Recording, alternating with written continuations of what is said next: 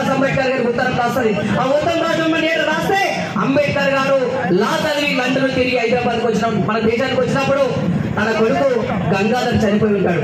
మరి గంగాధర్ చనిపోయినప్పుడు మరి ఆ శవం మీద కప్పడానికి బట్టలు రాంబైలేరు ఉంటాయి.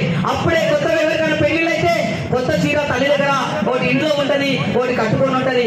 మరి ఆ చీరను ఇంట్లో ఉన్నటువంటి చీరను తీసుకొచ్చి ఆ శవం మీద కప్పి దాన సంస్కారాలు చేసిన చరిత్ర ఈరోజు రామాబాయి అంబేద్కర్ గారికి ఉంది.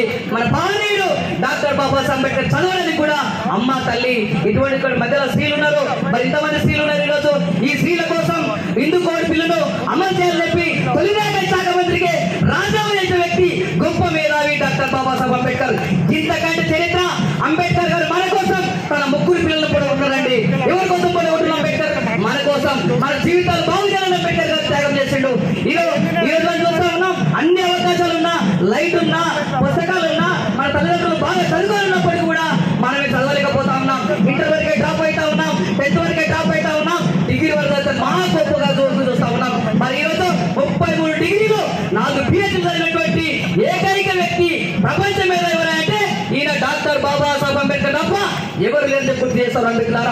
మరి ఆ రోజు రాజ్యాంగం రాయాలనుకున్నప్పుడు చాలా మంది మేధావులు ఉన్నారు. ఎందుకు రాయలేరు? మరి అంబేద్కర్ గారిని కూడా ఈ దేశానికి సశస్త్ర అనంతరం కూడా మన వ్యవస్థను మనం నిర్మూలించుకోవాలి, మన వ్యవస్థను మనము నిర్మాణం చేసుకోవాలనుకున్నప్పుడు ఎవరు రాయాలి? మరి doctor chairman doctor Babasaheb Ambedkar ని పెట్టని తప్పని పరిస్థితిలో కూడా అంబేద్కర్ గారికి ఇవ్వాల్సిన జరిగింది. మరి ఆయన రాష్ట్ర రాజ్యాంగం వల్లనే కదా.